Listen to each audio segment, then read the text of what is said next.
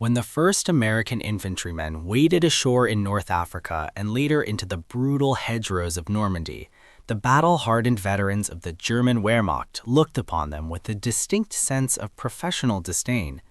To the German officer corps, raised on the strict traditions of Prussian military science and the devastating speed of the early blitzkrieg, the Americans appeared soft. They were viewed as an army of citizen soldiers, inexperienced, overly dependent on their vehicles, and lacking the fanatical discipline that defined the Eastern Front. The Germans expected the American command structure to crumble under the friction of modern combat, anticipating that once the bullets started flying, the green American units would lose their cohesion, become isolated, and be easily systematically destroyed.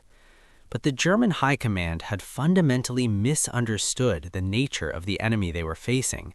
They had failed to account for a hidden weapon that the United States brought to the battlefield in staggering quantities, a weapon that did not shoot, explode, or fly, but one that fundamentally altered the lethality of every other weapon in the American arsenal.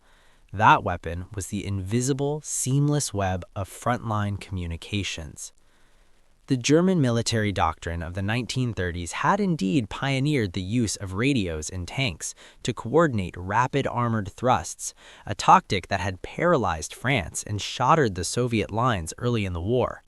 However, as the war dragged on, German tactical communications at the infantry level remained surprisingly primitive.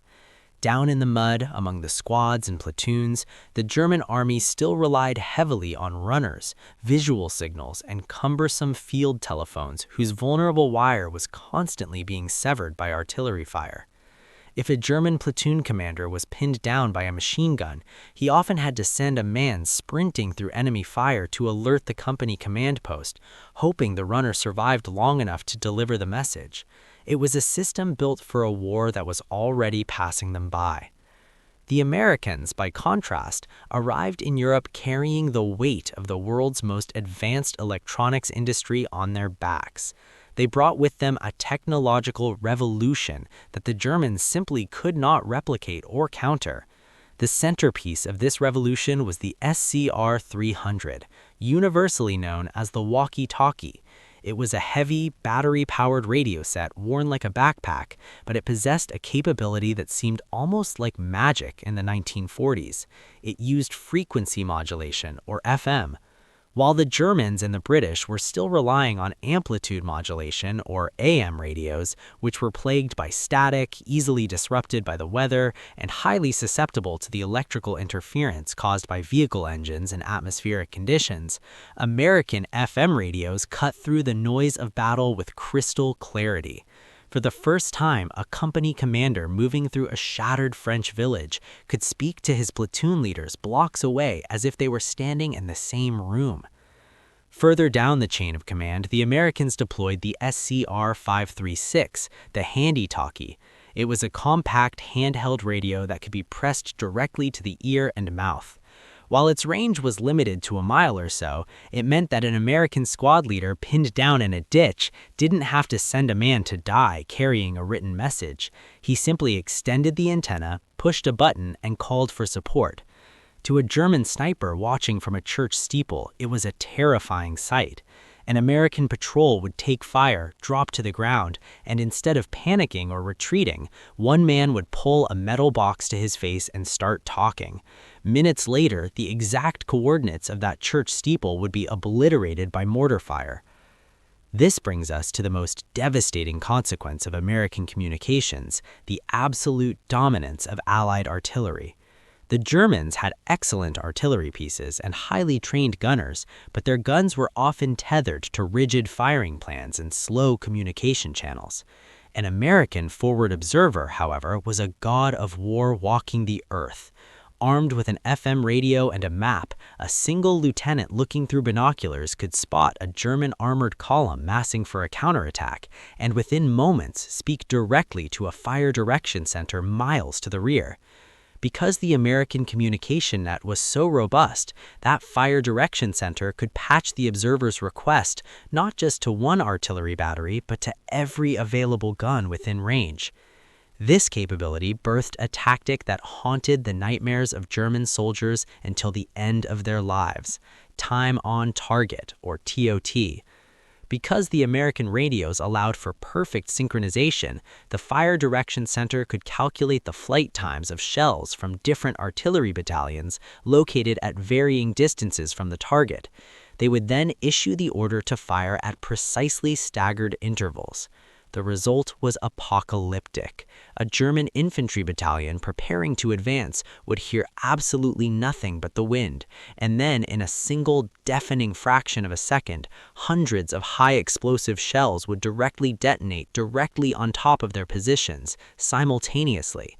There was no warning line, no ranging shot to give them time to dive for cover. Entire companies were erased from existence in the blink of an eye. Captured German commanders repeatedly expressed sheer bewilderment at this phenomenon, often asking their American captors how they managed to deploy automatic artillery. They simply could not fathom that such devastating firepower was being orchestrated by a single kid on a radio on a distant hill. But the airwaves were only half the story. As reliable as the FM radios were, they could still be intercepted, and batteries inevitably died in the cold European winters. To ensure unbreakable, secure lines of communication, the U.S. Army Signal Corps engaged in a staggering logistical effort to wire the continent of Europe. Behind the advancing infantry, and often right alongside them under heavy fire, linemen unspooled hundreds of thousands of miles of W110B field wire.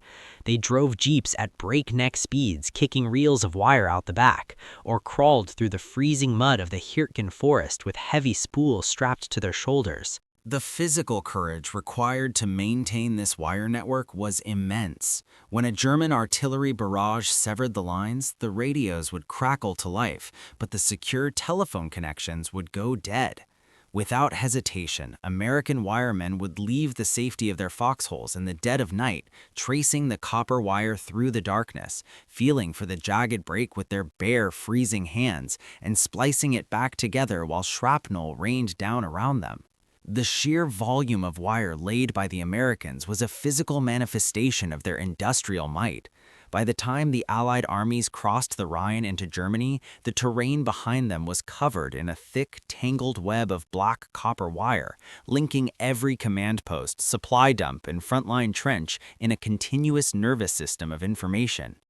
As the war entered its final bloody months in late 1944 and early 1945, the contrast between the two armies became stark and undeniable.